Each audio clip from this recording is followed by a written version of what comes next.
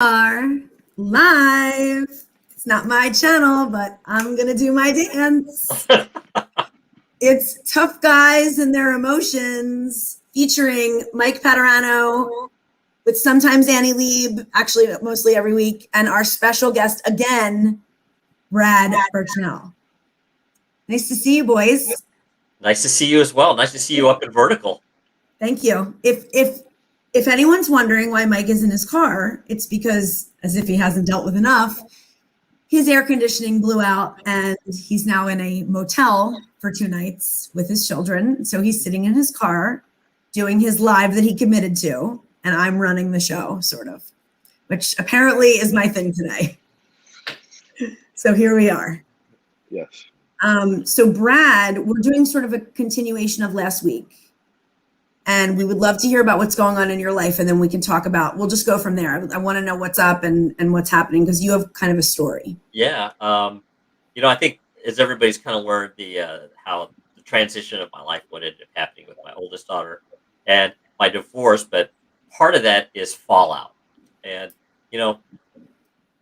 as tough or as guys go, part of our challenge becomes is we don't lean into our emotions. And I'll just speak for me. I don't. Or I have not. I would choke it down. I was really good at deflecting. I was really good at running to work. I was really good at being busy, working out. I was really good at being, authoritarian, the baby boomer, the typical guy going out, making a living and coming back in. And just as an old boss of mine used to say, I used to be, I call it a pelican parent. Or, I come in, flap my wings, crap on everything, and then leave, essentially. Stir up trouble, and hopefully the kid's mom would end up kind of straightening everything out. Well, it didn't really work all that well. As I was talking about the last time, I was talking about how I had the outer layer of an armadillo, and I didn't want anybody seeing the underbelly. The challenge with that really gets to be, it's very lonely. You by forcing everybody away, you don't have any real connections. You think that you do, but you really don't. And that was pretty evident with conversations that I started with my daughter. Now, after the divorce, my kids needed some time. They needed time just to process the relationship with me, how they're going to deal with their emotions from some of the revelations that I was forced to share with my kids, that in a normal environment that would have only been done between the husband and wife, and dealt with that. So I am not going into that because that's my personal boundary. How that ends up happening, what ended up transpiring with that, I don't share with anybody except for These two there. And there's a reason why I ended up doing that. But over the last couple of months, my oldest surviving daughter, she's pregnant with my first grandbaby that's due in 3 weeks. It's so exciting. And so it is. Did you find out the sex? Gonna have grandson. Yeah, I think I knew that. That's so amazing. Okay. So, but one of the things she invited me to go ahead and come over for dinner, which was a huge deal because I hadn't seen her in almost 2 years. Mm. So saw my daughter, saw my son-in-law. It was wonderful. It was the scariest thing I'd ever done because I had no clue what was going to end up happening. Didn't know was I going to get grilled? Was I, how was that whole thing going to go down? What was I prepared to go ahead and do that night? How far were my boundaries going to go? So a couple of weeks went by, and I just told her, I said, hey, I'd love to go ahead and hear your voice. Be okay if I called? She goes, I appreciate you reaching out, Dad, and asking me, but I think that would be good for us, for our relationship. So the first call that we had was 2 weeks ago. And that was just pretty normal conversation. How are you doing? How are things going? Just kept the focus in on my daughter and my son-in-law, what they were doing. Then we fast forward to this last Sunday. As you can see, I am prepared for tonight. Ready to go. Get your tissues refilled. I do. Uh, it was a really hard discussion when when your kids talk to you about how you impact what you did in their lives and how that they feel, and you tell them that you're giving them safe space to say anything they want. I dare you to do that with your adult children. Dare you to do it, because I guarantee you what's going to end up happening as a result of that. You're going to walk away from that. You think, hey, it's going to be a mountaintop experience. Nope. All I got to say is I felt like that was lower than what was on the bottom of the mailman's shoes. Mm. It was incredibly difficult to hear how negatively you impact your kids, because you know you're their world for a long time.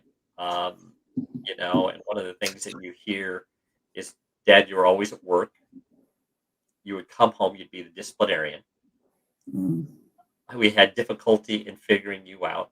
We never knew. We always felt like we had to walk on eggshells with you. That's me. And I'm the looking short. biggest challenges with that is as I'm listening to my daughter talking about all the things that she's relating to me. I'm totally going back to my childhood with my dad. Mm. Absolutely. I knew where all that stuff ended up coming from. Thanks, It Constance. was, and it was, by the way, um, I had that conversation with my mom. So after I had been out of town and dealing with all this stuff with Lizzie, it was my daughter's name, by the way, sorry. And by the way, she's fabulous. Uh, the one thing that it's really difficult thing on the one hand to feel like crap, after the conversation, but at the same time of being so proud of your daughter for being so Doing strong, that. And courageous. and being able to be okay with sharing your story. There was a couple of things in there was really uncomfortable to hear because, and I wasn't going to go back in and say, well, where'd you get that? That's not right. Yeah, it But, just but wasn't the time. I just said, nope, not doing that. How she feels is how she feels, and whatever information and where she got it is irrelevant. I really didn't care. That's so self-aware and wise of you, Brad. Because had you picked apart and parsed what she said, that would have gotten you nowhere. That was really, really good that you did that. Really smart. Well, I don't know if it's so smart as it was. I was just, you know, I made a commitment to myself at the beginning of the year to be transparent and be honest and allow my kids to do the work that they need to do. And if I'm going to do the deep work, then I've got to be committed to go ahead and do But it. I have to point out that KDJ said, Brad, savor the flavor of awesomeness in you, sir, for sharing your delectable thoughts with us tonight. We were talking about you earlier, KDJ, but I want to say something that I think is important for you to hear. Okay. You're so proud of your daughter, and it's lovely. And I know what that feels like, not of an adult child, but I know what it's like to feel that immense pride. But I will also tell you that she gets that from you, the courage that she had, because what you did in that situation was extremely courageous. So know that is reflected in, comes from you. And that, for a sec, Mike, and that it is remarkable that someone in your shoes has the wherewithal and self-awareness to go back and say, go ahead, say what you need to say, get it all out, and not not defend yourself. Yeah. Even in things that you don't agree with. Yeah. And then you sit here and say, I'm so incredibly proud of her. I mean, I'm incredibly proud of you, and I bet you she was too. I think she might have been a little surprised that I did that. Brad, the courage that you had walking into the conversation in the first place is miraculous. The fact that you sat there and listened and held space, and you were able to understand her perspective of why she had those opinions, right? You Mm-hmm. didn't defend your actions. You didn't defend what happened. You Mm-hmm. know, you made real growth and real progress within yourself.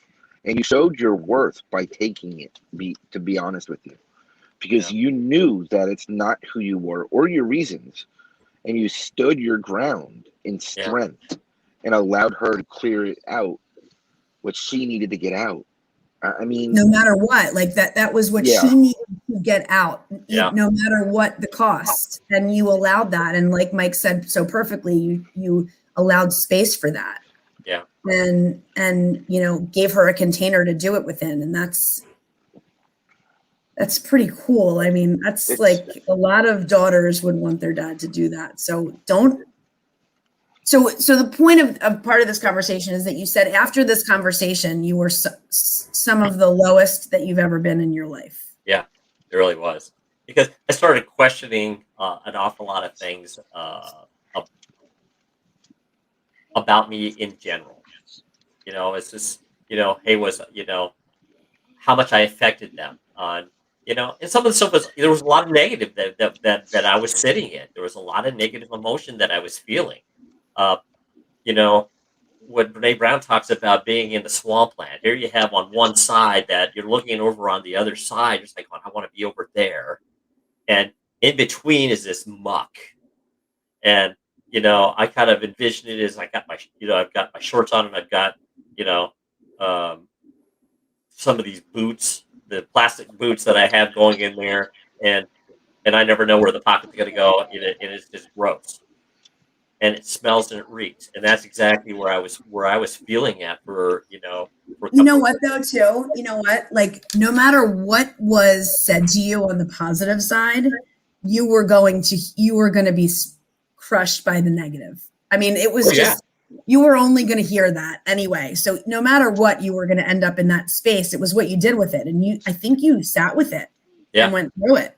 yeah, yeah, yeah, yeah, that's what I was gonna say. I mean, as courageous as the conversation was in the first place, as much strength as you showed going through it, as much as you understood yourself, I mean, the fact that you truly sat in it rather than escaping in one way or another, hmm it's miraculous, right? I mean, where you're at today versus where you were is an unbelievable feat. It's miraculous. It, Hi, it, Kathy it's from Costa Rica, and hi, Dr. Mitch Holland from San Diego. Just for people that are joining, I want everybody to know that Mike is usually the host of this show, but Yep. he's in his car. KDJ, you asked what he's doing and where is he, and a little bit. I said it in a nicer way, but where the hell are you, Michael? And he's in his car because his air conditioning blew out, Yeah. and it's about 99 degrees where he is, and the people can't come until tomorrow to fix it. So he is in a motel with his 3 children, and he's doing his live show from the car because that's commitment. So just to fill you in, and we are talking about tough men and their emotions. And we're going through a story that Brad just sort of reunited in a way with his daughter. And he was hearing about all of the ways that he let her down, and he sat in it. And she was really brave and he was really brave. And we're hearing about the result of that. And then Brad sort of dipped into this pretty low period after that. But I see you tonight, and I see you, and I see who you are as a person anyway, because I know you so well, and we've worked together for a long time, and Yep. I care deeply about you. And as soon as you popped on, I said, Brad, you seem 10 pounds, like there was 10 pounds of baggage lifted from you. And I didn't know any of this story. Yeah. But like this, you going through this, you're a true poster child for what we preach. You going through this. You sat in it, you went through it, and then you got to healing, and now you're in healing. Sitting in this place you might not feel stupendous, but you are lighter. Oh. I feel it and I see it. Yeah, not stupendous at all. And the conversation, I don't know if I hate to say it, but I'm sure there was some positive that was going on in the conversation that I had with her. I don't remember very much of that part. I know. Because as people, we have a tendency to gravitate towards the negative as it is. Sure. Because, we can hear, 10 things are really, really good about us. We hear that one thing, and that's what we gravitate towards God, I'm a horrible person, piece of, fill in the blank, whatever that might be. But it was something that she gained some revelation of kind of where I was at because, it's like I told her, I said, Lizzie, I haven't really shared an awful lot about me because I didn't feel that you were ready for it or that you may not want to hear that because I didn't want to be that person where it was just solely on me all the time. I said, but I'm gonna be honest with you, I said, I'm broken. I said, there's so many things that I finally recognized about the person that I was, and I'm not that person anymore. I wish that I could go back in time and do things differently, but I can't. It's brought me to the place where I am today, and right, wrong, or indifferent, had those things not played out, I don't know if I would have been in the space where I'm at right now. And I'm in a good, like I did tell her at that particular time, I was in a good headspace. Afterwards, not so much. I have to tell you that I have a reframe for you. Okay. I'm broken. Sounds very defeated. I should say I was. I'm on a healing journey. Okay. Yeah, I like that It's better. much more empowered, and it's exactly where you are. Yeah. Because we all have brokenness in us. Mm-hmm. But if we all walked around saying we're broken all the time, we would live different lives, right? I agree. Yeah, I agree with But that. you are on a healing journey. It is a beautiful, tumultuous, sorry, I'm getting over being sick, arduous journey. But as you can see, even KDJ said Brad's persona looks so refreshed tonight. Thanks, brother. Appreciate that.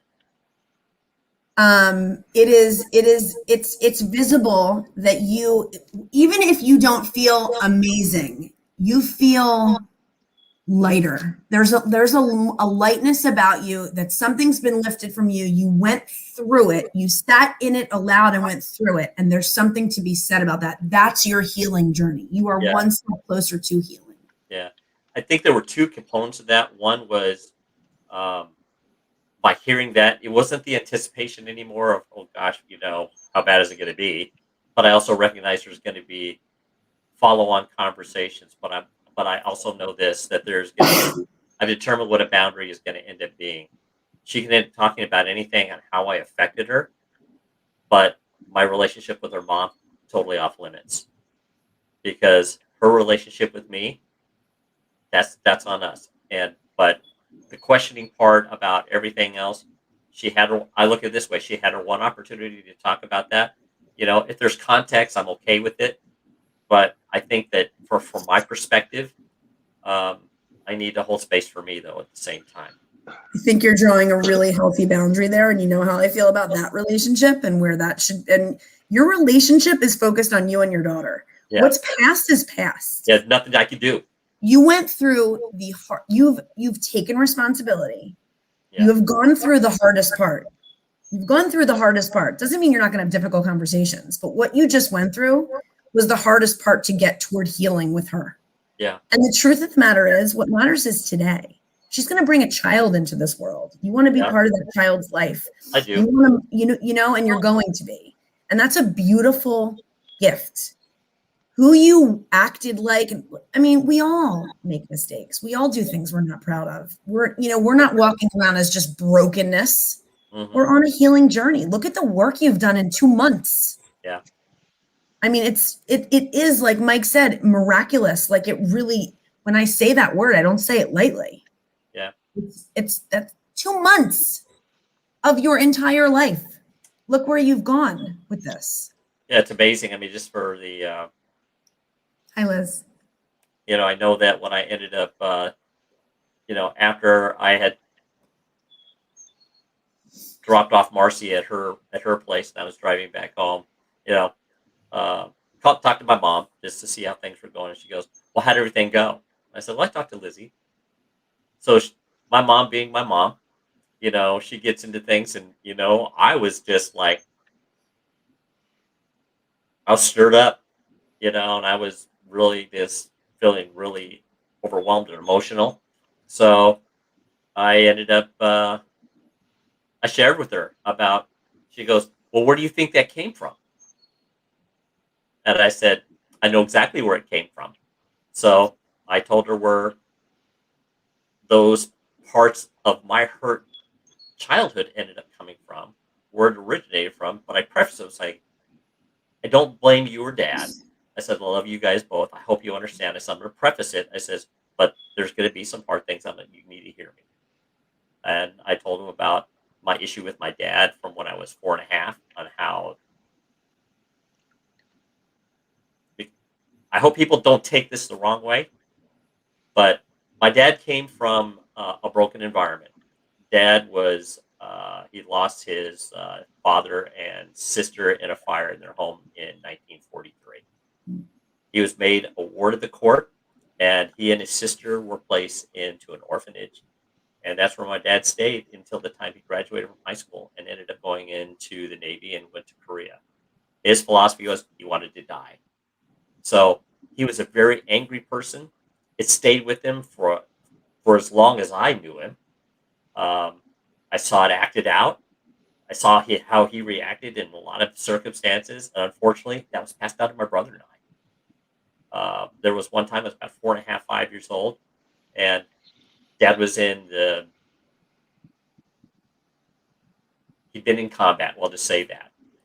And he reacted in a way that I waited for my dad to go ahead and come in from work one day, and I decided I thought it'd be funny just to go ahead and jump on his back and give him a hug from behind and think that would be fun. Nope. He ended up throwing me across the room. Got very angry, got close to my face, and was yelling at me, basically, don't do that again, in pretty no uncertain terms, and go to my room. Didn't want to see me again for the rest of the night. Created a whole situation of fear, and I traveled with that. Well, that was very traumatizing for you. It was. And then not too many more years later, I find out from my mom that, my brother and I, we're 13 months apart to the day. That's pretty close together. That's 4 months. Yeah. So, and my mom going from where we grew up at in Central California, it's hot. And we didn't have air conditioning. We had swamp cooler. So it was like, 2 summers in a row in where we grew up at, it was 112 degrees during the summertime. And my mom going through 2 summers pregnant, yeah, she was not happy. But when I heard from my mom that she said that she wasn't happy about being pregnant with me, here's what I heard. I didn't want you. Of course. So that became attachment issues, and that formed a lot of damage that I felt that, that I had constantly looked for external self-worth, for external validation. There was just a lot of issues that I ended up having, bullying, all that other type of stuff that I ended up going through school. I was a typical 8, my mom was a PTA president. My dad was a teacher in the school district. He knew everybody, and everybody knew my mom and my parents, and they knew that I was a teacher's kid, and I was same height that I am right now, and I was 100 pounds. I'm 5'9". So skinny kid, braces, glasses, good student. Yeah. I was a poster boy for, hey, let's go ahead and pick on this kid. So as I'm sharing with my mom, and also sharing the same thing with Lizzie, I said, the things that they have for kids today is so much different than it was when I was growing up. There wasn't the helps that they ended up having. There wasn't the life coaches. There wasn't the psychologists that was out there. There wasn't any of the counselors to assist kids in understanding their feelings. Here's what it was in my house. Suck it up, boy. Quit your crying. That's all they knew. That's all they knew. And, so as I'm talking to Lizzie, I was just like, well, honey, this is where I came from. I didn't tell her a lot of specifics about, but, when you're coming from that environment for the boomer generation, this is the stuff that's passed down. I said, we as children, we don't come with manuals, unfortunately, and we do the best we can. I just remember something that Lizzie had said before I left one night. And she says, Dad, there's going to be some time I'm going to screw this kid up. I wish that there was a manual with them. I said, the only thing I can tell you is, I said, if it's okay for me to give you advice, is just give yourself grace. That's the biggest thing that I can say. You're going to end up messing up. You're going to do the best you can.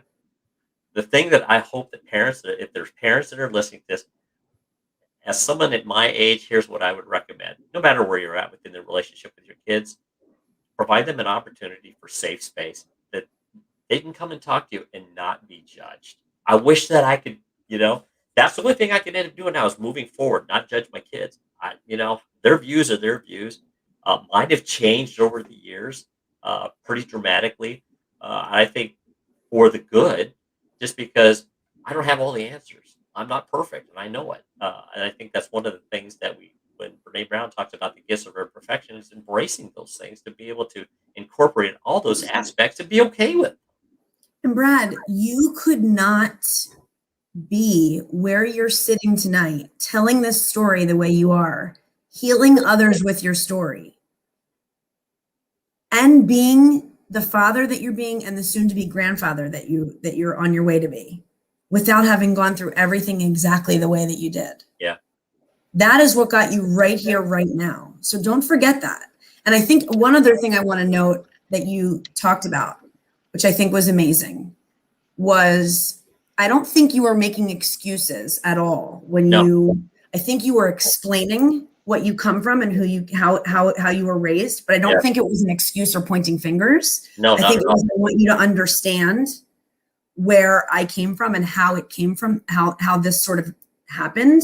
Yeah. And I think it was a transformative conversation between you two. I mean, I feel it. I know it was.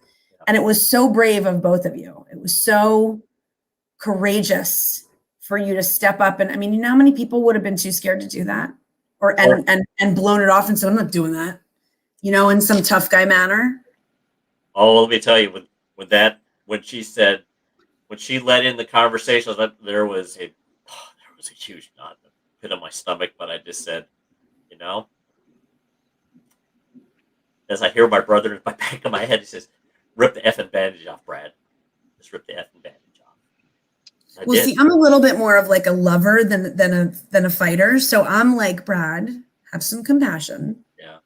Love, some self-love, some understanding of what you've been through. And, I'm the one that in all of this, in our coaching sessions, I'm like, Brad, like, give yourself a break. Yeah. Give yourself a break. Mike's the tough one. I'm like I'm the softie, which no one would ever think, but, I want to just love everybody back to healing, back to this place, because we've all been through so much and life is so hard, but it's also so beautiful.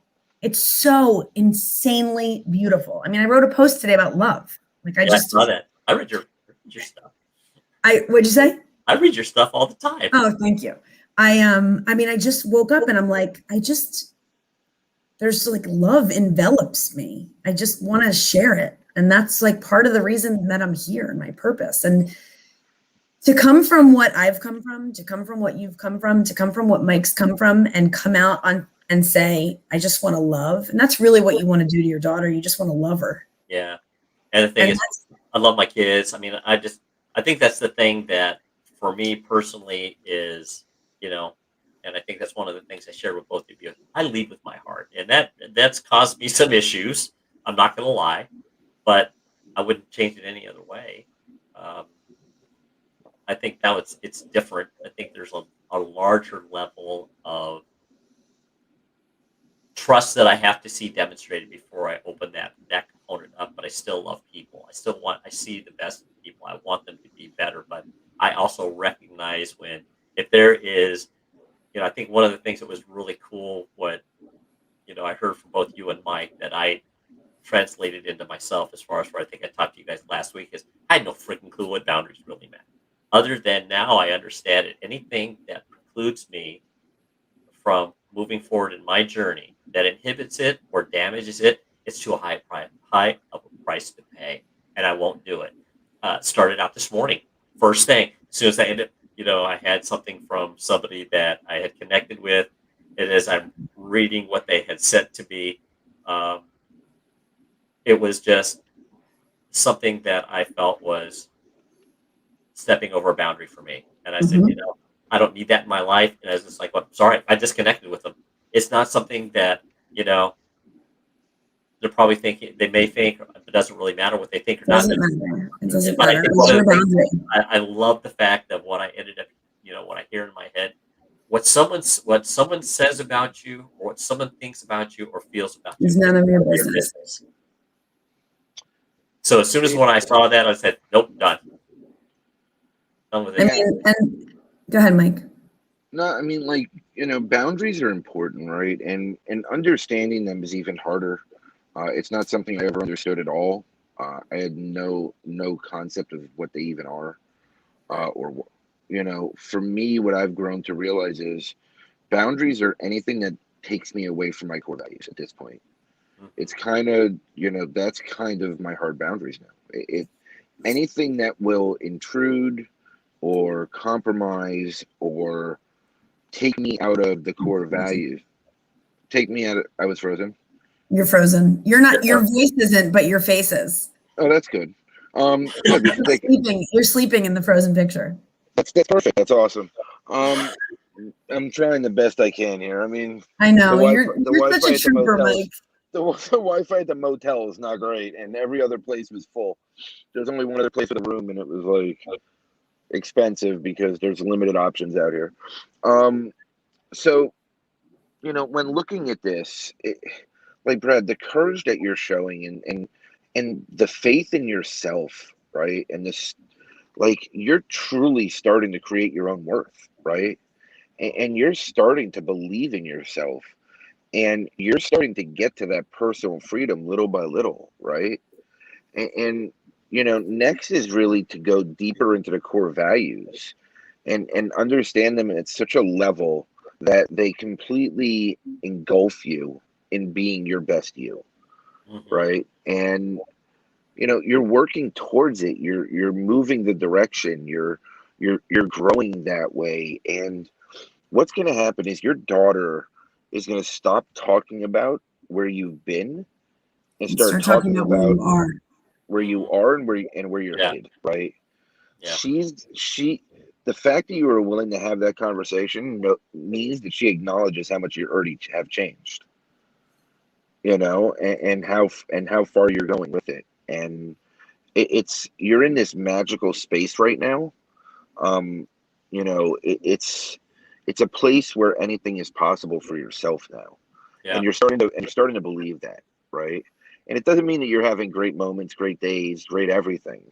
What it means is that you're in a very real place. You're in a Yeah. place of your truth, and that is a very powerful place to be. And you're living there daily. And here's the beauty too of your redo with Lizzie. Mhm. You two get to create the relationship that you've always wanted. Yeah. You get to bring that to the forefront. And that's a gift that you have this. You had your talks and you'll continue to talk, but it's not about the past. It's about now. Yeah. She's going to see the work you're doing. I'm Yeah. sure she sees it. I'm hoping that she does. I really am. I'm hoping. I can't see how she couldn't. No. You had the But the truth conversation in is, the you're first doing it. place. But you had the Right. conversation in the first place. That's growth. You would Yeah. have never It had is. that conversation. No, 2 months not. ago, you would have never have had that conversation. Never. In a No. million years. No. I think it would You have been. know. I would have run from it maybe, or I would have deflected. Was good at that. Yeah. Well, The we all are. Heisman. We all are. Yeah. Whether we want to or not, we all go have those moments, and we all push away, and we all Right. run, and we all hide, and look for escapes, and I mean, it's the way that we were raised. It's society. It's what culture tells us. Watch TV for a half an hour. You can't go a half an hour without seeing, a beer commercial, a Right. restaurant, anything that pushes you to Escape. escape. I Yeah. mean, there's people I that agree. escape into sports. There's people that look at sports as an escapism. They Mhm. vicariously live their life through their sport teams, Yeah. and they live and die by the wins and losses. And yeah, there's passionate fans. There's passionate. I love the sport through and through. But at the end of the day, you need to What are be you in your left own with? At the space. end of the day, what are you left Right. with? You're Right. Yeah. left with your core. And when you have Right. no core, you're left with nothing. Yeah. Right. Like it was interesting as I was finishing up doing a little bit of reading today. Um, I haven't given myself enough time for play. I just don't. There's a lot of things. I was talking with a new guy at work, and I reckon one of the things that I used to do was obviously before COVID, was I'd get on my fishing kayak early in the morning. I'd actually just paddle around on the lake before I even started fishing, just because it was quiet. I was able to go ahead and see deer, be able to go ahead and see a lot of the stuff that was out there. And I'd be at the lake by myself for a good 2 hours. And it was just, that was my place of, that's my zen. Solace. It's your place of solace. It is. And it's my place of solid. I guess it's my fortress of solitude, so to speak, because I feel like I get reconnected, I get rejuvenated out in nature. But that's my place. And I touch it too. And I have a big thing of worms. No. It's going to have a whole different context now when I go out. But there are certain things that I do on a regular basis. I love music. It's one of the things that I'm really passionate about. It was actually one of the things of consternation when I was still married, because I'd have the music blaring downstairs as I was working out or whatever, and I'd be singing along to it. I love singing. It's just one of the things I do. I play musical instruments. It's good for me. Some other people, it's just like, well, they said, but I'm good enough for me, and that's all that counts. But it's one of those things that, to me, it's very therapeutic, because I'm able to go through a whole wide range of emotions, from happiness to sadness, joy, all those different types of things, because I have a lot of different genres of music that I enjoy. But one of the things that we don't always necessarily do is we don't spend enough time doing some play. I totally agree with you. I know why Mike's laughing right now, because I know him so well. It's scary. And I know, can I just butt in for 1 second? I want to hear about you. I want you to. I need to know if this is how connected we are. Are you thinking about the fact that I sing and I'm a horrible singer, Mike, and that like I dance and I love your dancing.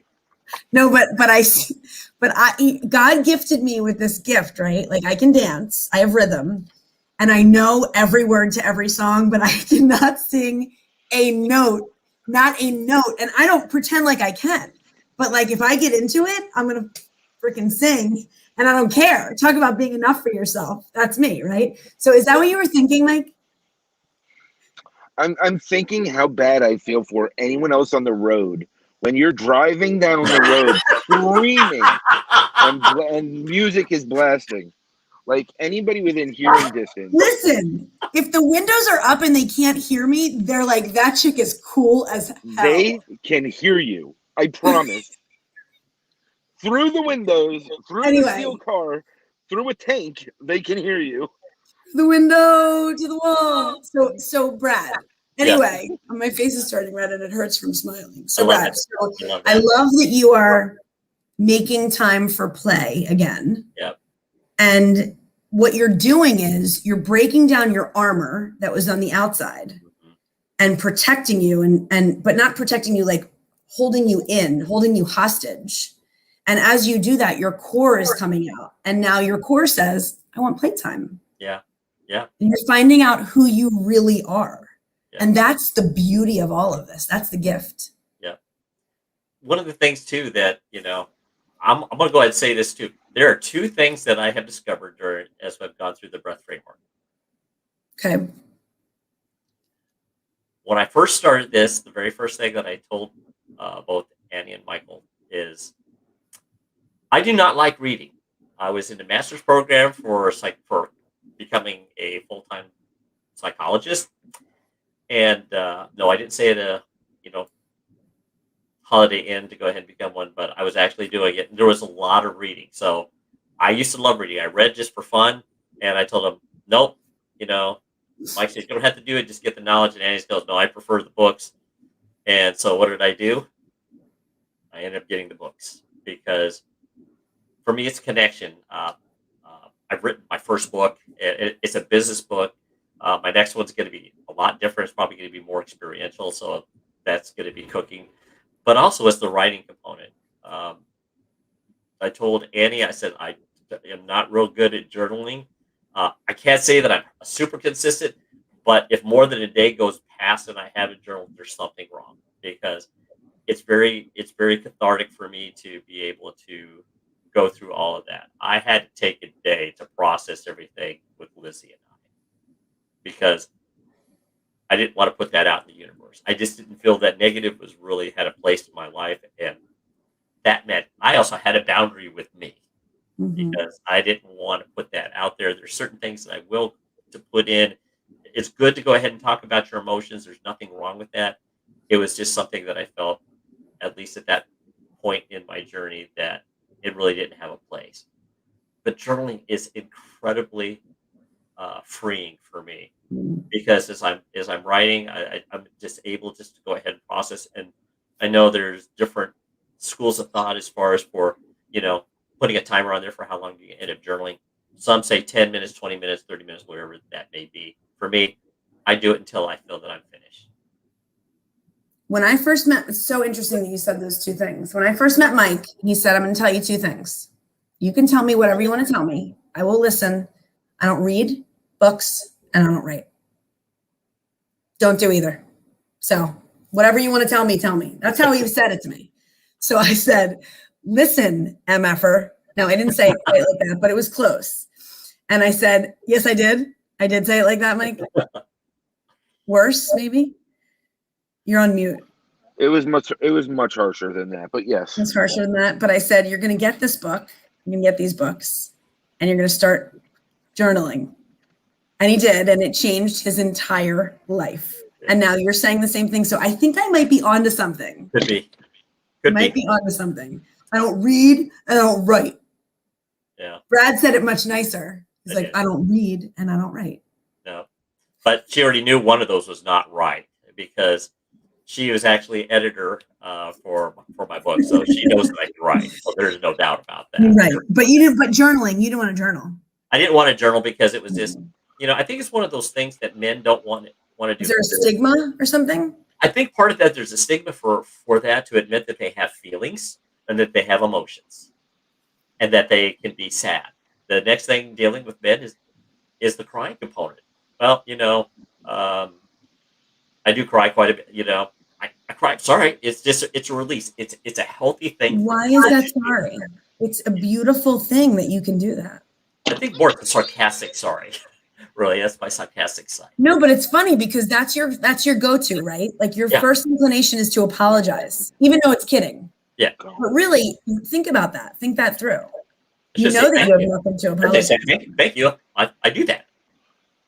Like there's not a woman on earth that would be like, ugh, he's in touch with his emotions. Ugh, that's disgusting. Like there's not. I mean, well, there's some women that will do that though, because they'll judge. They'll judge what, hey, you're not a real man then. What woman is going to say that in this day and age? You're not a real man. Well, broken ones. Well, there's those. First of all, I want to know when the fun play time happens because I don't know what that means yet. Like 16 months in, you're in a different situation, Mike. It's not fair. I don't even think that's a word for what I'm in. I'm in my car in front of a motel in the middle of nowhere. And doing a live because you're so committed. Yeah, you are. Yeah. So I need to be committed after this. So like I don't like writing because I was tortured about my handwriting.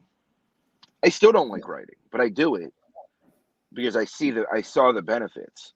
Right. But I was literally chastised, abused, ridiculed, tortured, and bullied for my handwriting. Well, I got hit with rulers on my hands. I mean, I that's the reason I don't like writing.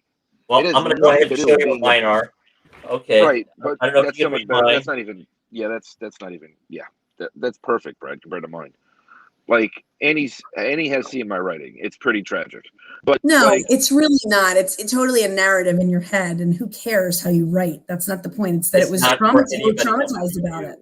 Yeah, and that was the reason for writing. And truth of the matter is, reading. I just don't have the focus to read a book. Listen to a book. I'll listen to a book 3 times and I'll have the whole thing memorized. I'll know every point of it. Yeah. Like that's what I've learned from this process. Is that I could listen to anything and get what I need to out of it within 3 to 5 listens.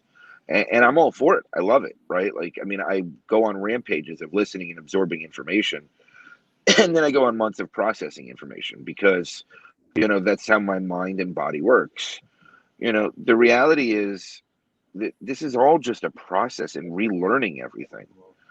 You know, I mean, for me, fun is connection. You know, being with people that I care about, being around people. Obviously, I don't have that opportunity right now. And, you know, maybe that's part of my journey that I'm missing right now, because I'm definitely missing human connection, but Yeah. like it's torturous at times. But one thing I'm definitely doing is learning to rely on myself, and I'm learning to have faith in myself and get over things and move through things. And You you're not know, letting yourself down either. Yeah. no, and I'm not putting myself down either, right? And It's beautiful. I've reframed my whole narratives, and I've repictured my whole perspective on life. And even me being stranded in the middle of nowhere, even an AC blowing out, even knowing that it was in the mid 90s inside the place today and it felt cooler outside at 99. You know, knowing all those details and knowing that I had 3 kids coming home and knowing that I had to figure out how to feed them. We had a client call, then it was this live, and having to figure out all these details. I didn't freak out about any of them. Yeah. I knew that it would all So get he's the done. most calming force ever, by the way. No matter what happens, he's so calm. So this is how I feel, boys. Exhausted. This is my 3rd live today. I'm going to actually fall on my face. So I don't know that I can make it another 15 minutes. Would you guys mind if I wrapped sooner than later? No. You're fine. You be you. I had this was really a great talk. I hope it was cathartic for you, Brad. It was really nice to hear about your story. And thank you for being on. You're a great guest. Pleasure. Mike, thanks for being so committed that you show up in your car. Yes. Oh Rain or shine, I'll be there. Thunder or lightning, whatever it is, it doesn't matter. You're both very reliable. I will give you that. So Maybe timely. tough men and their emotions. We will see you next Tuesday. Week. Yes. Okay. Good night, sweet Annie. Peace. Good night, Good everybody. night. Night. Bye, guys. Bye.